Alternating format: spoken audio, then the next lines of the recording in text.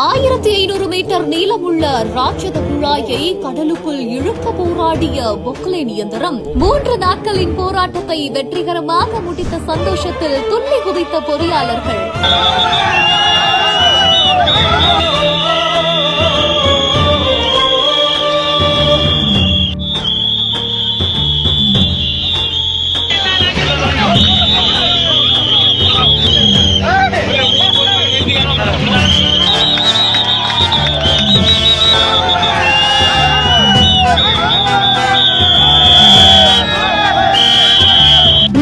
கடலில் நடந்த goose bumps moment. Nemmeli கடல் நீர் குடிநீராக்கக்கூடிய 3வது புதிய அலையின் கடற்கரை பகுதியில நேற்றைய முன்தினம் அதிகாலையில கரை ஒதுங்கிய ஒரு ராட்சத குடிநீர் குழாய் நெம்மேலி பகுதி மீனவ மக்கள் உதவியோட பொறியாளர்கள், குடிநீர் வாரிய பணியாளர்கள் அப்படின்னு 100 பேர் கொண்ட குழு தொடர்ந்து 3 நாட்களா போராடி அத கடலுக்குள்ள இழுக்க முயற்சி பண்ணிட்டு வராங்க. பொக்லைன் இயந்திரம் மூலமா 1500 அடி நீளம் இருக்கக்கூடிய இந்த ராட்சத குழாய கடல்ல நகர்த்தப்பட்டு சிறிய கப்பல் மூலமா கயிறு கட்டி இன்ச்சா மெதுவா சீரக்கூடிய அலையில கடல்ல இழுத்து செல்லப்பட்டு வந்துச்சு. 3 நாட்களா போராடி ராட்சத நீளமான குழாய் இப்ப கடல்ல நகர்த்துற பணி வெற்றிகரமா முடிவடைந்திருக்குது. கரையில இருந்த சென்னை குடிநீர் வாரிய அதிகாரிகளும் பணியாளர்களும் 3 நாட்களோட போராட்டத்தை வெற்றிகரமா முடித்த சந்தோஷத்துல கரையில இருந்த சென்னை குடிநீர் வாரிய அதிகாரிகளும் பணியாளர்களும் கைதட்டி துள்ளி குதிச்சிருக்காங்க.